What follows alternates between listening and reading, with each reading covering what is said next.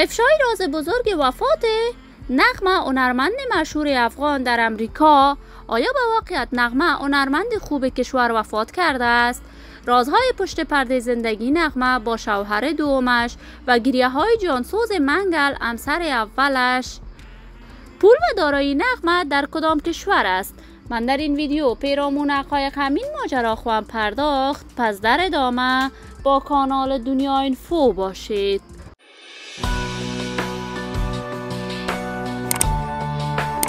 سلام و سلامتی ایام و کامتان باد. شما را خوش آمدید میگم به یکی دیگر از ویدیوهای جذاب کانال دنیا اینفو. برای دوست شدن با این کانال علامت سابسکرایب را فشار دهید تا از ویدیوهای دیگر کانال دنیا اینفو هم آگاه شوید. نغمه، هنرمند مشهور افغان، یکی از چهره‌های شناخته شده در هنر موسیقی افغانستان بوده است.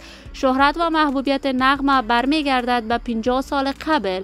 وی از سن نوجوانی شروع به سرودن آهنگ کرد. در آن زمان در افغانستان در نظام حاکم کشور من حیث منصبدار در پلیس افغانستان اجرای وظیفه میکرد. نغمه با منگل هم مسلک وظیفه‌ایش و هنرمند خوب کشور ازدواج کرد. از ازدواج نغمه و منگل چند سال نگذشت، این دو از هم جدا شدند و نغمه در کشور امریکا بار دیگر با رهبر مجاهدین افغانستان ازدواج کرد. ولی جدیدا نغمه از همسر دومش هم جدا شده بود. یکی از دختران نغمه همسر شفیق مرید می باشد. بگومگوهای فراوانی وجود دارد که نغمه در امریکا وفات کرده است، اما این خبر تا کنون از طرف خانواده نغمه مورد تایید قرار نگرفته است. ولی دیر می شود دیگر به کارهای هنریش نپرداخته است و کنسرتی برای دوستداران و طرفداران صدایش برگزار نکرده است. نغمه از منگل دارای 5 فرزند می باشد که فرزندانش در کشور امریکا زندگی دارد.